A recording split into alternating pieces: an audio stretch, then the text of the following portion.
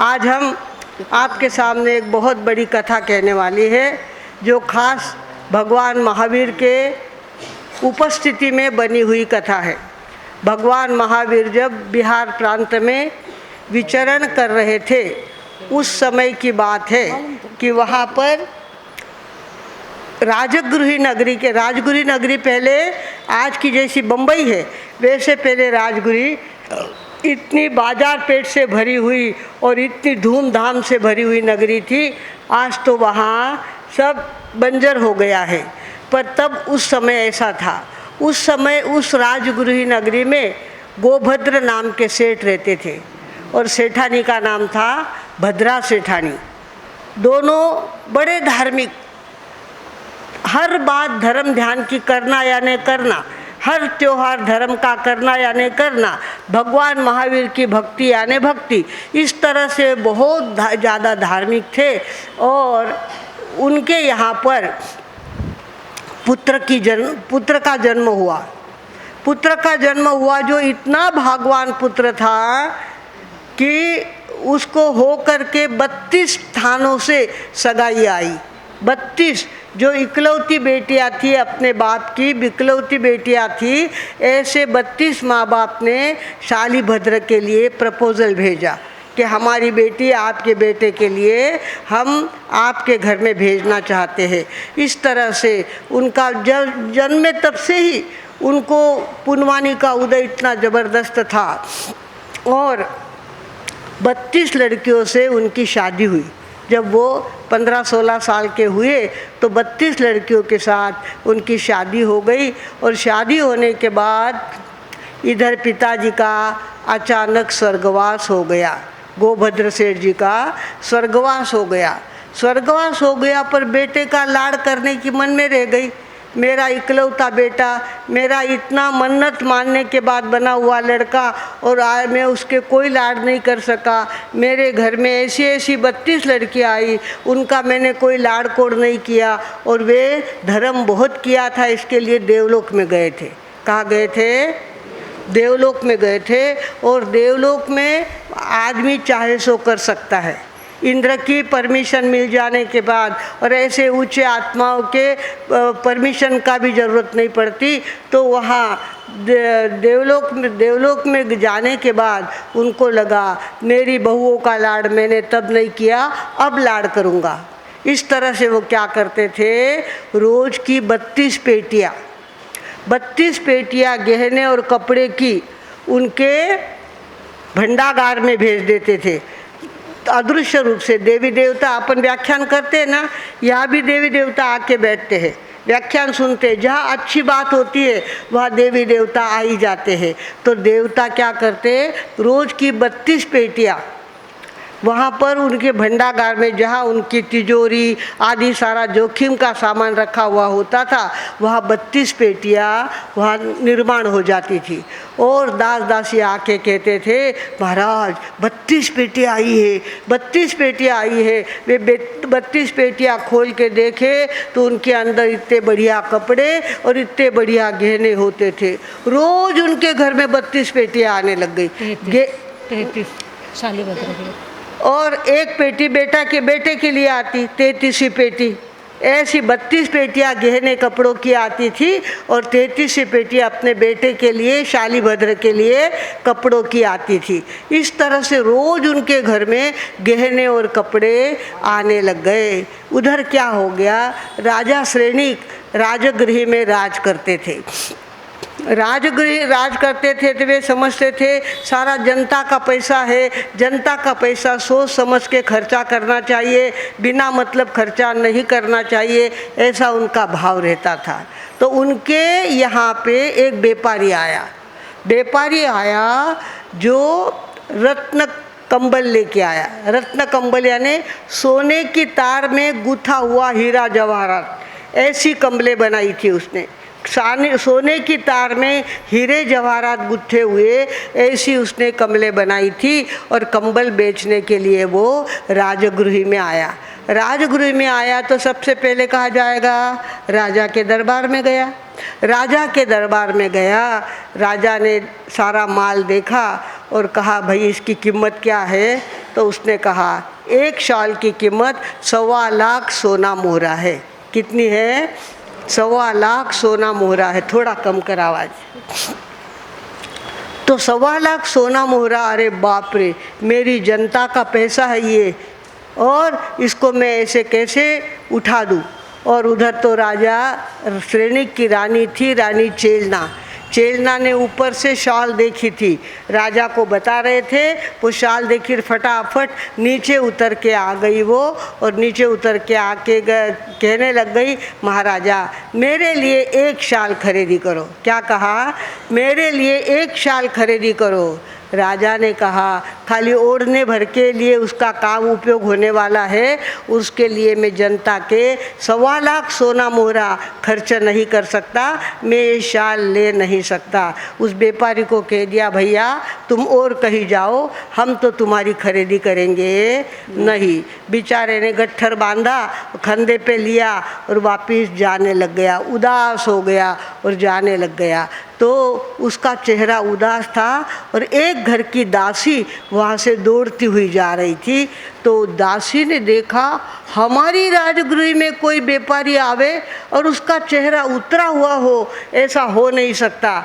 उसने कहा, भैया क्या बात है, तुम्हारा चेहरा इतना क्यों उतरा हुआ है, इतना क्यों उदास है, कोई कारण बताओ। उसने कहा, बहना मैं बड़े उमंग से राजगृह नगरी में आया था, बड़ा शहर है, बड़े ग्राहक मुझे मिलेंगे, मैंने इतनी मेहनत करके शालें बनाई और वो बेचने के लिए राजगृह में आया, तो यहाँ तो राजा ही नहीं लेता, तो और मेरी शाल कौन लेगा।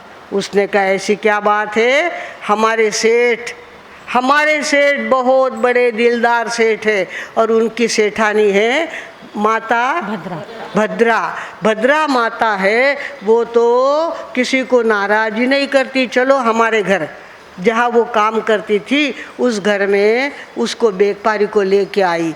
और इधर माँ जी क्या करते थे, बैठक में बैठे रहते। सेठ जी तो स्वर्गवासी हो गए थे, माँ जी बैठक में बैठे रहते और दिन भर का व्यवहार संभालते रहते। तो वहाँ बैठे हुए थे माँ जी, और माँ जी को दासी ने कहा, माँ जी अपने शहर में कोई व्यापारी आया है शाल बेचने के लिए, और उसकी शाल कोई नहीं लेता, इसके लिए उदास हो गया है। उसने कहा, अरे हमारे शहर में आकर उदास होने की क्या बात है, बताओ कैसी शाल है तुम्हारी। सेठ माता जी ने शाल देखी, शालें देखने के बाद कहा, बेटा तुम्हारे पास कितनी शालें हैं। उसने कहा, 16 शालें हैं। फिर नहीं बात बनेगी, मेरी तो 32 बहुएँ हैं। बहुएँ कितनी है मेरी? 32 है, और मैं 16 साल लेके क्या करूँगी, किसको दूंगी किसको नहीं दूंगी। व्यापारी ने कहा, महारानी जी मेरी शाल इतनी बड़ी है, उसके 2 टुकड़े किए तो भी ओढ़ने के काम आती है। इतनी बड़ी बड़ी शालें मैंने बनाई है, 2 टुकड़े किए तो भी चल सकता है। तो उसने कहा, बताओ करके। उसने एक शाल के 2 टुकड़े करके बताए और ओढ़ के बताए, तो शाल बराबर जमी। उसने कहा, बहुत अच्छी बात है, अगर ये इसके 32 टुकड़े होते हैं तो हमको ये शाल खरीदी करनी है, बताओ इसकी कीमत क्या है। उसने कहा, एक शाल की कीमत 1.25 लाख सोना मोहरा है। ऐसा 16 शाल की कितनी होती है? 20 लाख सोना मोहरा। 20 लाख सोना मोहरा। माँ साहब ने कहा, जाओ भंडारी जी को कहो इनको 20 लाख रुपए, 20 लाख सोना मोहरे दे दे, और इनको नाश्ता पानी भोजन करके तिलक करके सीख दे के इनको रवाना करे। सारी शालें किसने ले ली?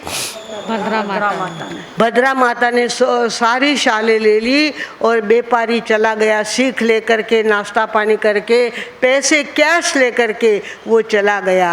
और फिर भद्रा माता ने अपनी बहुएं जो ऊपर रहती थी, उनका 7 मंजिला महल था, तो बहुओं को समाचार भेजे, बहुओं को कहो कि नीचे आवे। अब ये इनके घर में रोज के देवलोक से गहने कपड़े आते हो, जिनकी अमीरी का क्या कहना। अब वे सारी इतनी माजी हुई बहुएं थी। कैसी थी? बहुत ज़्यादा मस्त नाजुक तो थी, और माँ चढ़ा हुआ था उनको श्रीमंती का। उन्होंने कहा, इतने 7 मंजिल नीचे उतर के जाना एक शाल के लिए, किसके लिए भेजा है पता नहीं हमको, पर माँ जी का हुक्म बड़ा महत्व का था।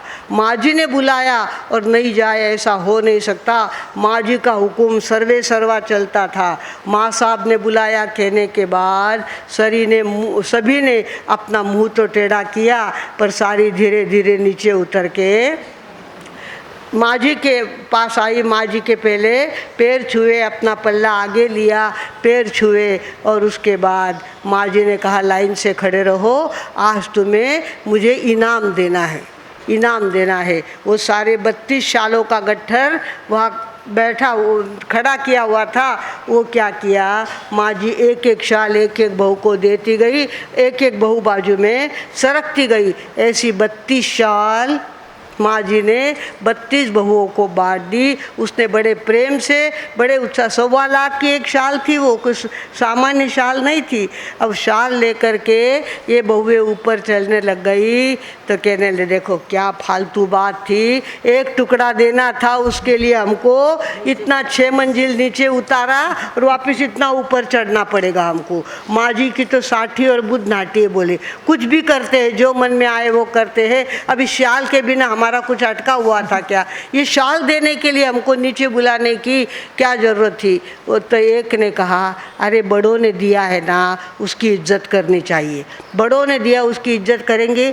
4 दिन उसको ओढ़ना और 5वें दिन खिड़की से बाहर फेंक देना। क्या करना? 5वें दिन खिड़की से बाहर फेंक देना। अपने को कोई रोज़ थोड़ी पहनना है उसको, 4 दिन पहनेंगे, माँ जी खुश हो जाए, बस इतनी बात है। और उसने क्या किया, सभी ने समाधान माना और सभी अपने अपने महल में चली गई।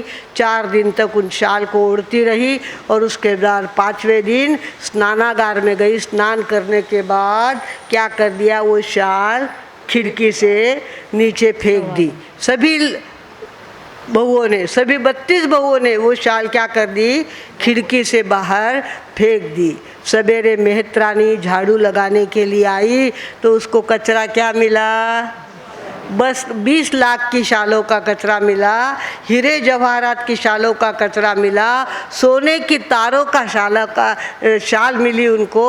और वो तीसरे दिन शाल ओढ़ करके राजा के दरबार में, सासू और बहू दोनों थी, तो सासू जाती थी श्रेणिक राजा के वहाँ झाड़ू निकालने के लिए और बहू सेठों के आंगन में बहू झाड़ू लगाती थी। तो वो राजा श्रेणी के दरबार में झाड़ू लगाने के लिए वो गई और उसने क्या कर ली थी, एक शाल ओढ़ ली थी। वो शाल ओढ़ ली थी और महारानी चेलना खिड़की से दातुन करते हुए उस मेहतरानी को देख रही थी। मेहतरानी को कहा, मेहतरानी जी इधर आओ, ये शाल तुमने ओढ़ी है, कहाँ से चुरा के लाए हो? क्या कहा, कहाँ से चुरा के लाए हो? उसको रत्न कंबल कहते हैं। क्या उस भाषा में क्या कहते हैं, शाल को रत्न कंबल। तो वो रत्न कंबल कहाँ से लाए हो तुम? उसने कहा, महाराजा श्रेणी के दरबार में हम काम करते हैं, हमको चोरी करने की ज़रूरत भी नहीं पड़ती, यहाँ तो कचरे में हमको ये मिलती है। मेरी बहू कचरा निकालने के लिए गोभद्र सेठ के घर गई और वहाँ उसको कचरे में शालें मिली है। अरे बाप रे, गोभद्र सेठ ऐसे कौन से सेठ होंगे जो कचरे में इस शाल को डाल दे? हमको तो खरीद के भी एक शाल राजा ने नहीं दी और ये देखो कचरे में डाल दिया इस शाल को। इस तरह से उसने क्या किया, रानी रूठ गई और रूठने के बाद राजा श्रेणी भोजन करने के लिए आए तो वो परोसने के लिए नहीं आई। तब उसने पूछा रसोइयों से कि महारानी क्यों नहीं आए? बोले पता नहीं, आज उनका मूड सवेरे से ठीक नहीं है। तो राजा स्वयं महारानी को बुलाने गए। कहा, महारानी जी क्या बात हो गई, उदास क्यों हो गए? अरे बोले हमारे शहर के सेठ लोग शाल ले सकते हैं और आप राजा होकर के एक शाल मेरे लिए तुमने नहीं ली, ये कोई बात है? ऐसे सेठ है जिन्होंने 20 शालें खरीद ली, 20 लाख में सारी शालें खरीद ली। ऐसे सेठ हमारे शहर में रहते हैं, ऐसे कौन से सेठ है? तो कहा गोभद्र सेठ का बेटा है शालीभद्र, और उसकी माँ है भद्रा माता, वो ये सारा काम करती है, चलो हम उस सेठ का घर देखेंगे। क्या कहा? उस सेठ का घर हम देखेंगे। राजा ने रथ तैयार करने को कहा, रथ पे बैठ करके कहाँ चले गए? गोभद्र सेठ के घर चले गए, और गोभद्र सेठ के पास गली में जैसे वो आए तो दासिया दौड़ के आई, कहने लगी महाराज स्वयं महाराज पधार रहे हैं, स्वयं महाराज अपनी गली में आ गए हैं, अपने घर आने वाले हैं। सभी भागा दौड़ करने लग गए। सेठानी ने कहा घबराओ मत, आते हैं तो आने दो, मैं उनका स्वागत करूंगी। मेरे बेटे जैसे है राजा श्रेणिक, उनके पिता और अपने सेठ दोनों दोस्त थे, और दोस्त का बेटा बेटे जैसा होता है, मेरे बेटे जैसे है, मैं उनका स्वागत करूंगी। राजा श्रेणिक उस घर के अंदर पहुँचे तो राजा माता भद्रा ने कहा आओ बेटा पधारो विराजो। इस तरह से कर करके राजा श्रेणिक को ऊंचे आसन पे बैठा दिया, ऊंचे आसन पे बैठा दिया और कहा कि राजन कैसे आना हुआ? बोले इस घर के मालिक को मैं देखने आया हूँ। क्या कहा? इस घर के मालिक को मैं देखने आया हूँ। इस घर का मालिक तो शालीभद्र है, शालीभद्र को देखने के लिए आप आए हो? शालीभद्र तो ऊपर बैठे हुए हैं और वो तो बहुत नाजुक है, उनको इतनी 7 मंजिला बिल्डिंग उतरना और चढ़ना बड़ा कठिन होता है, फिर भी उसको बुला लेती हूँ। राजा श्रेणिक ने कहा नहीं, आपके बेटे को मत बुलाओ, मैं ऊपर जाऊंगी। राजा श्रेणिक को घर देखना था सारा, कैसा घर है, इतने पैसे वालों का घर कैसे है वो देखना था। तो उन्होंने कहा मैं ऊपर जाऊंगा और इस घर के मालिक को देखूंगा। तब जैसे ही अब पहला उनका तड़ मंजिला जो था ना, वो सारा लकड़ी की कारीगिरी का किया हुआ था। दरवाजे पे इतनी सुंदर नक्शी निकाली हुई, खिड़कियों पे इतनी नक्शी, ऊपर छत पे इतनी नक्शी, पूरा लकड़ी के काम से सजा हुआ तड़ मंजिला था। पहले मंजिले चढ़ने गए तो पहले मंजिले की पहली पायरी कांच की थी। से राजा को डर लगने लग गया, कांच की पायरी पे पैर दूंगा, कांच टूट गई तो क्या करूंगा? तो माँ जी ने कहा बेटा कांच टूटने वाली कांच नहीं बैठाई हुई है, आप आराम से चढ़ो। पहला मंजिला उनका पूरा कांच का था, लकड़ी का, पूरा कांच का था। पहला तड़ मंजिला लकड़ी का, दूसरा मंजिला कांच का महला था। कांच के महल के देखो तो दरवाजे, खिड़कियाँ, कपाट, टीपॉय, सोफा सेट, कुर्सियाँ, झुंबर आदि और पर्दे सब कांच के लगे हुए थे। चकाचक कांच चारों तरफ से चमक रहा था। और कहा कि यहाँ तो हमारे व्यापारी लोग आते हैं, वो रहते हैं। इस पहले मंजिल पे कौन उतरते हैं? हमारे व्यापारी उतरते हैं, जो कुछ माल लेते हैं, कुछ बेच के जाते हैं, वो यहाँ पे रहते हैं। व्यापारियों का ये है पहला मंजिला है। उसके बाद शेर साहब ने वो महल देखा तो कमाल हो गए। हमारे घर में तो एक खिड़की भी कांच की नहीं है, सारा सादा सुदा राजमहल है। कहने को राजमहल है पर अंदर में ऐसी कुछ सजावट हमारे यहाँ पे है नहीं। और पहला मंजिला चढ़ने के बाद दूसरे मंजिले पे चढ़ने लग गए तो पहली पायरी चांदी की थी, चांदी का सारा जीना था। ऊपर चढ़े तो सारा चांदी का बना हुआ, चांदी के दरवाजे, चांदी की खिड़कियाँ, चांदी के पर्दे, सब चांदी का बना हुआ था। कहा माता जी ने कहा बेटा यहाँ पे आड़तीय लोग उतरते हैं। कौन उतरते हैं?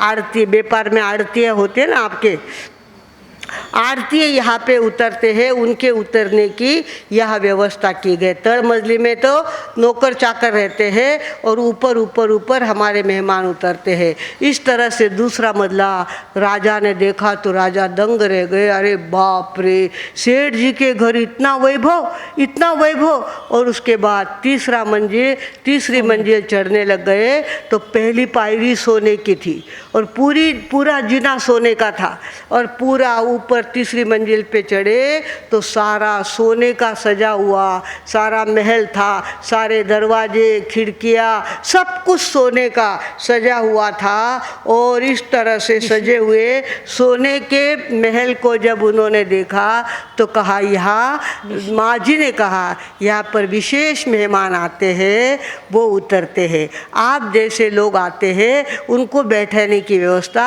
हम सोने के महल में करते हैं। मैं आपको यहाँ बैठने का कहती हूँ, आप यहाँ बैठ जाओ। तब राजा श्रेणिक ने कहा, मुझे कोई थकान नहीं लगी है, मैं ऊपर तक चढ़ सकता हूँ, आप फिक्र क्यों करती हो, और ऊपर चढ़ो। और राजा की भावना को जानते हुए दासी को ऊपर भेजा। किसने? माँ जी ने। दासी को कहा कि जाओ शालीभद्र को कहो कि महाराजा पधारे हैं और तुम्हें नीचे आना है। अब 4 मंजिल नीचे आना यानी बहुत बड़ी बात उनके लिए, इतने नाजुक थे वो। तो माँ ने समाचार भेजा है तो सेठ साहब क्या करने लग गए, शालीभद्र नीचे उतरने के लिए आगा पीछा करने लग गए। तब तो सेठ साहब कहाँ चढ़ गए? राजा कहाँ चढ़ गए? 5वीं मंजिल पे चढ़ गए। 5वीं मंजिल को देखा तो राजा देखते रह गए। चारों तरफ हीरो की चमक इस तरह से चमचमा रही थी, खिड़कियों में हीरे, पायरियों में हीरे और दरवाजे पे हीरे, चारों तरफ हीरे हीरे लगे हुए थे। और उसके बाद सेठ साहब ने, राजा ने कहा, मैं तो ऊपर तक चढ़ना चाहता हूँ, मुझे तुम्हारा पूरा घर देखना है, ऊपर तक चढ़ना चाहता हूँ। तब तक तो शालीभद्र नीचे उतर के आ गए। और नीचे उतर के आए तब तक तो उनको पसीना पसीना हो गया, इतनी थकान लग गई। और माँ जी ने पहले ही 2 कुर्सियाँ लगा के रखी थी, तो दूसरी कुर्सी पे शालीभद्र जी को बैठाया। फिर शालीभद्र को राजा ने देखा तो देखते रह गए। इतने नाजुक, इतना नरम हाथ, इतना इनका गात इतना ऐसा कि 2 मंजिल चक्के उतर के आए तो थक गए हैं, पसीने पसीने से हो गए हैं। और इधर माँ ने कहा, बेटे ये तुम्हारे नाथ है। क्या कहा? ये तुम्हारे नाथ है, ये तुम्हारे स्वामी हैं। तब एकदम से अंदर में बीज चमकी। किनके? शालीभद्र जी के। अब तक मेरे करनी में कोई कसर है, कोई मेरे ऊपर नाथ है, मेरे ऊपर नाथ जब तक है तब तक मैं अधूरा हूँ, मेरे कर्म अब तक आत्मा में चिपके हुए हैं। मुझे तो अब संसार में रहना नहीं, मुझे संसार में रहना ही तब जप और संयम की साधना करना है और भगवान के चरणों में मुझे जाना है। ऐसे विचार उनके मन में आने लग गए। हमारे श्रेणिक राजा ऊपर चढ़े और चढ़ करके देखते रह गए, अरे बाप रे, ये हीरे से चमकता हुआ इतना सुंदर महल। और वो ऐसे ऐसे अपने हाथ से करने लग गए तो उनके हाथ से अंगूठी थी हीरे की, वो क्या हो गई, नीचे पड़ गई। नीचे पड़ गई तो राजा इधर उधर उधर उधर देखने लग गए। तो माँ जी ने कहा, दासी समझ में नहीं आता, हमारे स्वामी अंगूठी को देख रहे हो और तुम खड़ी हो, जाओ अंगूठियाँ लेके आओ। उनके यहाँ तो टीप भर भर के अंगूठियाँ, रोज का इतना गहना आता था, रोज पेटियाँ उनके घर में आती थी, अंगूठियों में अंगूठे डालना, चूड़ियों में चूड़ी डालना, वो रोज का काम हो गया था उनका। तो टीप भर के अंगूठियाँ थी। तो दासी गई और सुपड़ा भर के अंगूठियाँ लेके आई और राजा के सामने खड़ा किया। राजन, एक अंगूठी गई तो जाने दो, ये देखो इतनी अंगूठियाँ है, जो चाहिए आपको, जितनी चाहिए जो चाहिए वो ले जाओ। राजा तो शर्म के मारे पानी पानी हो गए। नहीं नहीं, मेरी कोई अंगूठी नहीं गई है और मुझे कुछ नहीं चाहिए। ऐसा करके उन्होंने कहा कि अब 6 मंजिल तो देखी है पर 7वीं मंजिल देखना रही है, पर अच्छा नहीं लगता अब देखना, अब तो मुझे नीचे उतरना पड़ेगा। राजा तो नीचे फटाफट, अंगूठी का अपमान हो गया ना, अंगूठी की बात करके वो छोटे हो गए और सेठ साहब बड़े बन गए। तो उनको ये सहन नहीं हुआ, नीचे उतर के राजा रथ में बैठ करके अपने राजमहल में चले गए। पर इधर हमारे शालीभद्र जी को तो बैराग जागृत हो गया था। अब तक मेरी करनी में कसर है और मुझे तब जब संयम की साधना करना जरूरी है, ये सोचकर वे तो क्या करने लग गए, अपनी माँ से कहा, माँ अब मेरे से घर में नहीं रहा जाता, अब घर में नहीं रहूँगा, ये सुख वैभव मेरे किसी काम का नहीं है, मेरी आत्मा का इससे कोई फ़ायदा होने वाला नहीं है और मुझे तो यहाँ से निकलना है। वे क्या करने लग गए, रोज की रानियाँ रोज आग्रह करती, उनका मन बहलाने का प्रयत्न करती, सब कुछ करती, पर उनको लगता कि अभी तक मेरे जन्म मरण बाकी है, मुझे इसी जन्म में तप जप और संयम की साधना करना है और दीक्षा लेना है। रानियाँ बहुत समझाती, पर वो तो अपने किरमिजी रंग ऐसा उनको लग गया वैराग का। निमित्त कौन मिला, राजा। राजा के निमित्त से अंदर में ऐसा वैराग्य जागृत हो गया और उन्होंने उनकी जो रानियाँ थी उनको कह दिया, देखो एक एक रानी का एक एक दिन, वो तो जाने को तैयार थे। तो रानियों ने कहा, महाराज कम से कम हम 32 है तो हमारे लिए एक एक दिन तो सही ना, एक एक दिन तो रुकना जरूरी है आपको। एक एक दिन रुकते रुकते वो क्या करते, आज इस रानी से बातचीत करी, इस रानी को समझाया, सब कुछ किया, वो हार गई और हमारे शालीभद्र जीतते गए और वो बाजू में सरकती गई। ऐसी क्या करने लग गई, रोज की एक एक रानी वे छोड़ने लग गए। एक रानी से बात करना और उसको कहना अब मुझे दीक्षा लेना, मेरी बात पक्की है। इस तरह से रोज का उनका चलता था। उनको एक बहन थी जिसका नाम था सुभद्रा। वो सुभद्रा भी राजगृह में ही ब्याही हुई थी धन्ना नाम के सेठ के साथ। धन्ना को 8 रानियाँ थी और पहले नंबर की रानी कौन थी, ये सुभद्रा। सुभद्रा पहले नंबर की रानी थी। और इधर क्या हो गया, धन्ना जी के मन में ऐसा आया, गर्मी के दिन हैं, आज हम चौक में स्नान करेंगे, घर के चौक में स्नान करेंगे और पहला लोटा हमारी बड़ी रानी सुभद्रा हमारे शरीर पे ठंडे पानी का, ठंडा और सुगंधित पानी तैयार करने को कहा। कांच की गंगार के अंदर पानी तैयार करने को कहा। सुबह धन्ना जी अपने ऊपर का शर्ट उतार कर स्नान के लिए बैठ गए और सुभद्रा जी को कहा, पहला लोटा तुम्हारा मेरे शरीर पे पड़ना चाहिए। अब इधर ये हो गया कि वो सुगंधित जल, ठंडा जल धन्ना जी के शरीर पे डालना है। और सुभद्रा को अपने भाई की याद आई, मेरा भाई मेरे से छोटा है, मेरे से छोटा होते हुए भी उसको इतना बैराग आ गया है कि मेरी कितनी भाभीियों का तो उसने त्याग कर दिया है।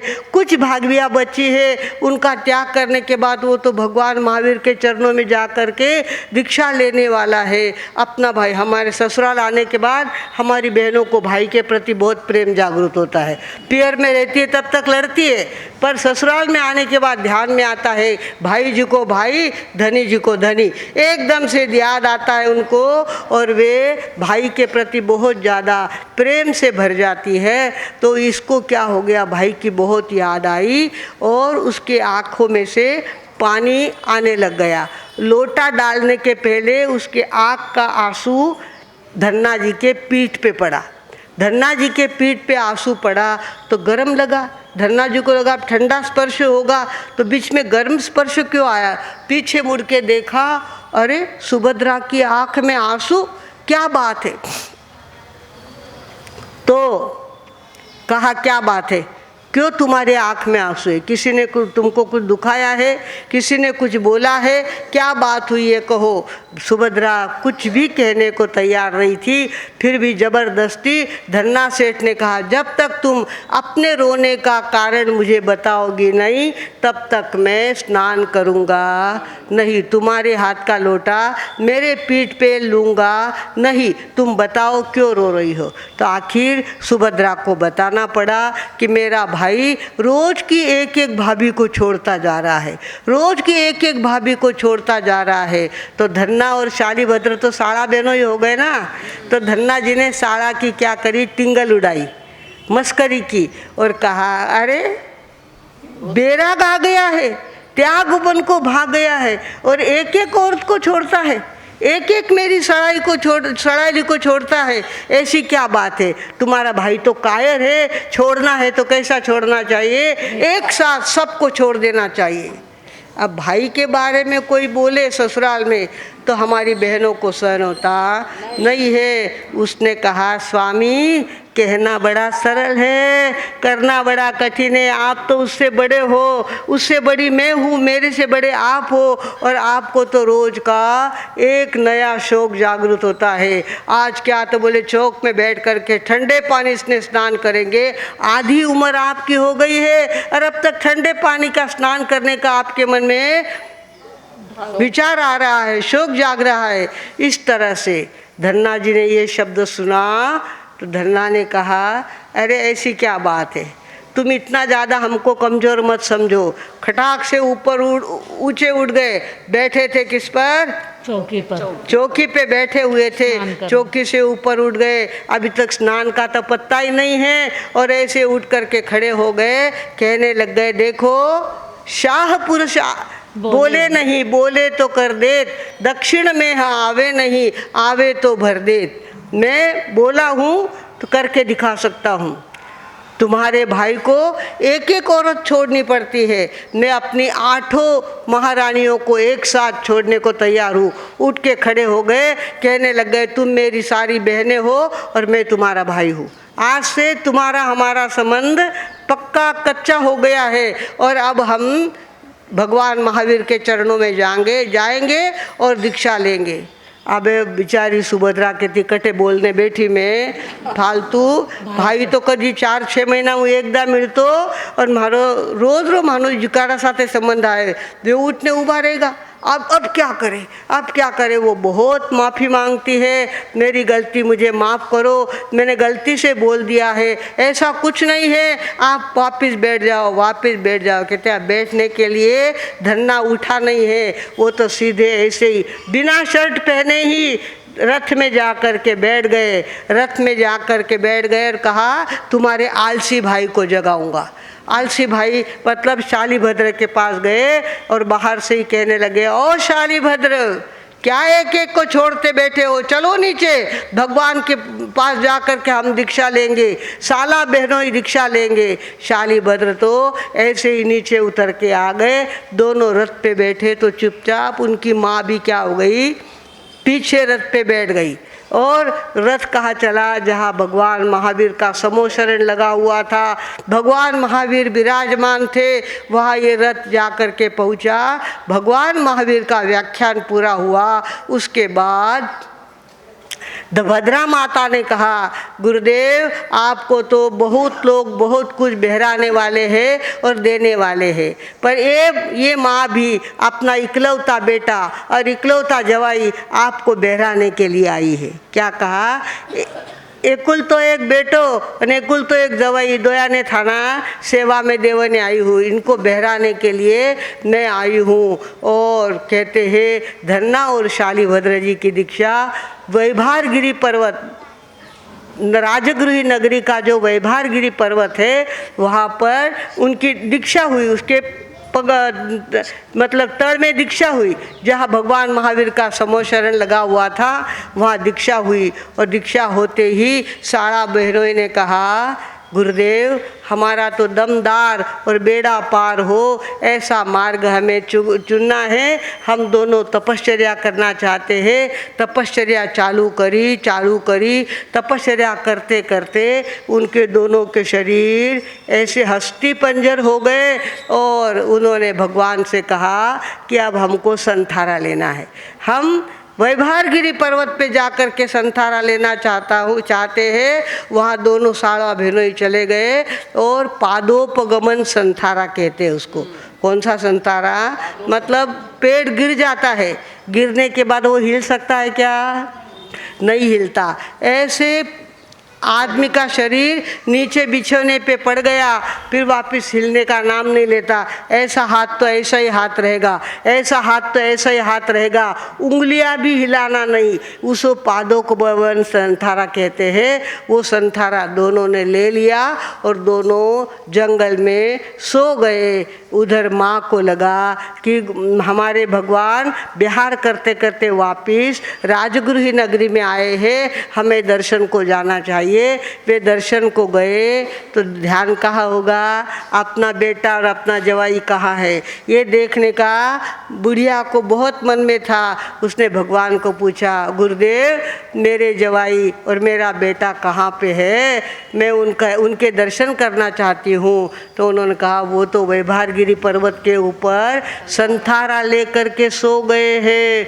अरे बाप रे, दोनों ने संथारा ले लिया और माँ जी कहाँ चले, वैभारगिरी पर्वत के ऊपर चले। कहते हैं वहाँ दोनों की आंखें ढकी हुई थी। धन्ना जी ने तो आँख खोलने का नाम ही नहीं लिया। जो आँख बंद की वो वापस खोली ही नहीं उन्होंने। शरीर से प्राण निकल गए तो भी खोली नहीं आँख। और शाली भद्र जी के मन में थोड़ा सा मोह था, तो माँ आई है ऐसा ध्यान में आए तो थोड़ी सी आँख खोल के क्या कर लिया, देख लिया। उस कारण से शालीभद्र कहाँ जन्मे, सर्वार्थ सिद्धि विमान देवलोक में गए हो। तो हमारे धन्ना जी तो इतना कड़क व्रत पालन किया कि दमदार और बेड़ा पार सीधे सिद्ध गति में पहुंच गए। और शालीभद्र जी कहाँ चले गए, सर्वार्थ सिद्ध विमान में चले गए। आगे वो भी मोक्ष में जाने वाले हैं भगवानों। इस तरह से हमारे यहाँ हमारे भगवान के दरबार में ऐसी ऐसी बातें घटती थी और ऐसी ऐसी घटनाएं ऐसी सुशोभित होती थी, देखते ही रह जाओ। ऐसी कई बातें हैं आपको सुनाने जैसी। तो ऐसा लगता है रोज की एक बात ही आपको कहना, ऐसी एक बात ही आपको कहना। ऐसी ही रानी मुर्गावती की बात बहुत बढ़िया है, देखा मौका आएगा तो कहेंगे आपको।